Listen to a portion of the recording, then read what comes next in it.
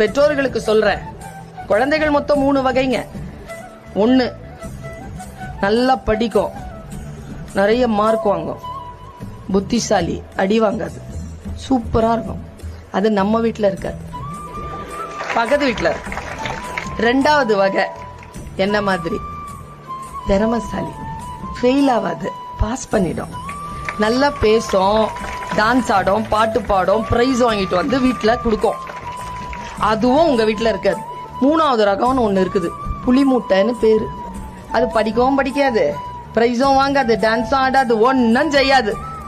அந்த மாதிரி குழந்தைகள் நம்ம வீட்டில் தான் இருக்கும். கை தட்டி காட்டி கொடுக்குதுங்க பாரு. அந்த மாதிரி குழந்தை இருக்கின்ற வீடு பாக்கியசாலிகள் கொண்ட வீடு.